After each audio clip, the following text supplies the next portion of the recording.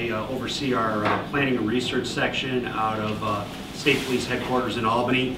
We've been researching the use of unmanned aerial systems for police operations for about a year now.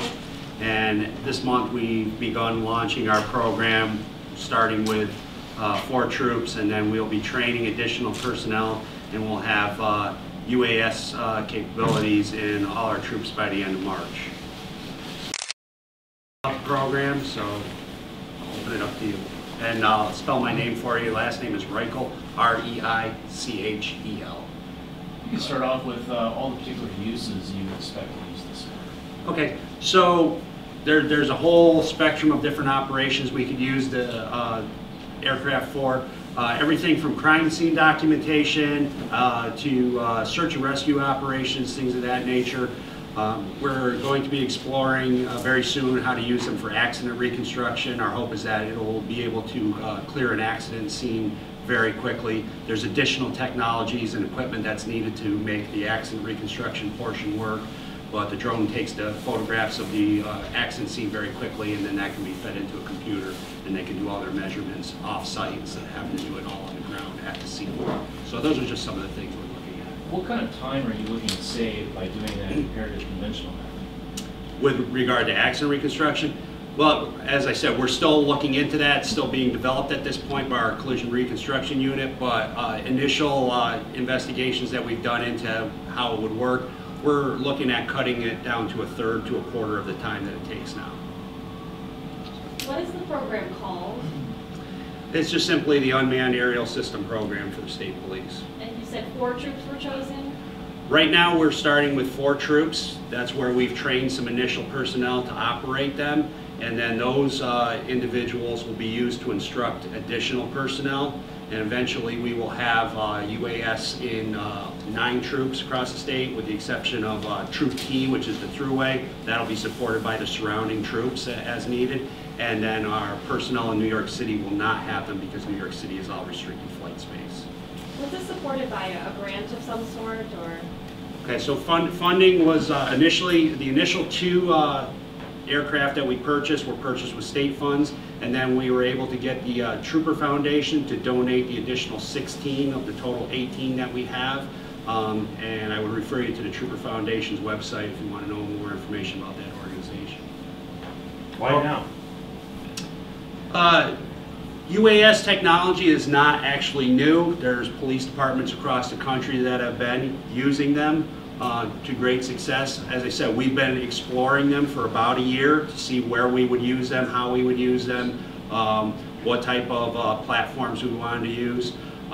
It's just the evolution of technology has come to the point where it's available, it's affordable, and it's a very efficient means of getting an aerial observation platform up in the sky in a timely manner. So you all have been using this, well, exploring it within the last year.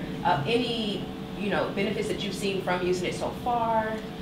So far, we've used it for flooding assessments, some of the ice jam situations. We've used it for some search and rescue operations. We've got some photographs here that we provided to you from a recent search that we've conducted. Some crime scene documentation has been done using the UAS. The biggest thing that we see with it right now is the ability to be right here locally and available quickly to the officers in charge of the scene. So that's the biggest benefit of having them at this point.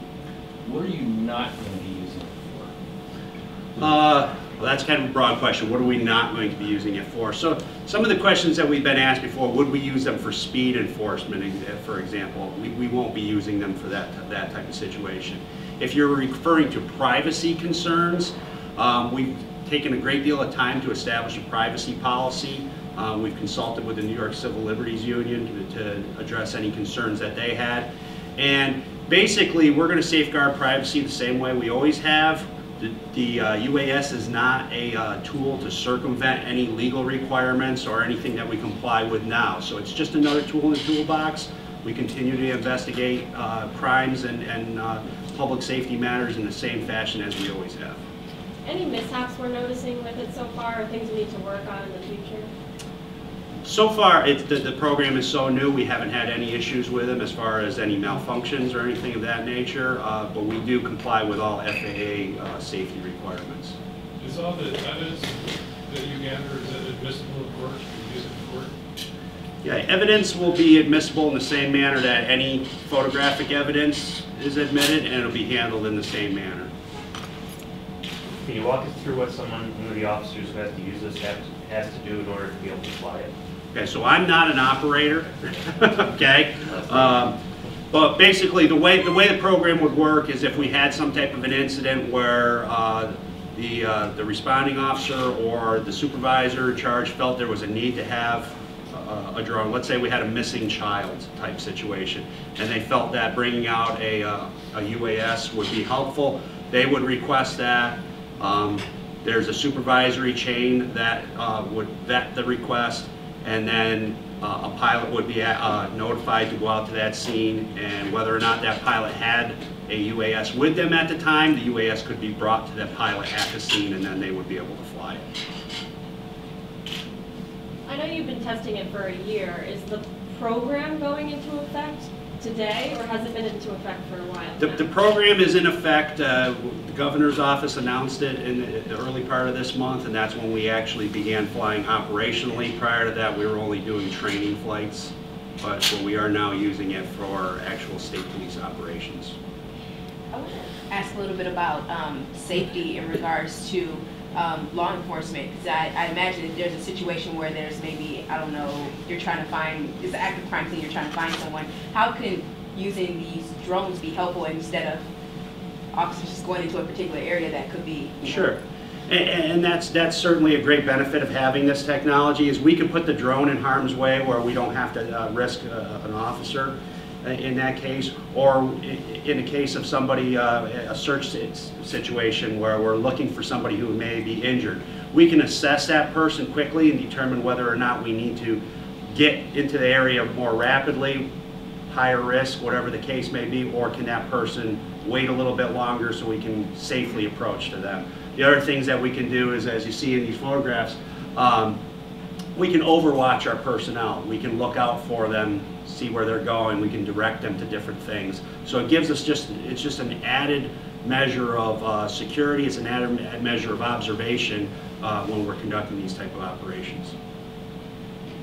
The air units that you guys already have, the helicopters, do you see this as in support of that, or as kind of a, not necessarily a replacement, but kind of a cheaper alternative to kind of calling out those air units? Right, we're going to explore some of the cost benefits as it continues, but we don't see it as a replacement for our aviation unit. There are certainly things that these vehicles cannot do that a helicopter can do. We can't transport, we can't rescue, we can't hoist people out with one of these. So they're designed to augment our capabilities.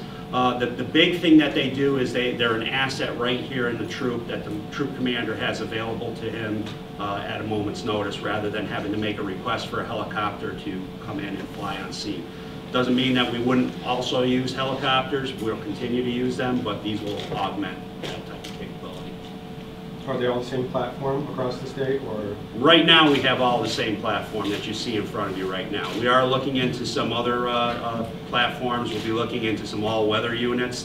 The one you see in front of you cannot fly in the rain. We're looking into some of those type of units. They're more costly. What is the package cost per unit? So between the aircraft, the camera, batteries, accessories, per unit we're around $7,000 per unit. One at each troop bearer? So the plan is we will deploy them in 9 troops, 9 of our 11 troops. There will be 2 per troop. As I said before, the thruway will not have them initially assigned right to the thruway. They'll be supported by surrounding troops, and Troop New York City will not have them because of flight restrictions. You all are expecting to reach the 9 different troop spots at the end of March? By the end of March, we plan to conduct our training of additional operators in March, and then they will leave the training with their aircraft and go back to their troops. Any other questions? Any other questions? Can we see this thing fly? Yeah, we're going to do a demonstration for you, and we also gave you the video. don't know if you want to see it, but you're able to Press, watch it on your press desk. play on there, just so Okay. you know what it looks like. Add video from actual service. This is for you. Is this what's on the? Please say Yes, your name this one more is- time.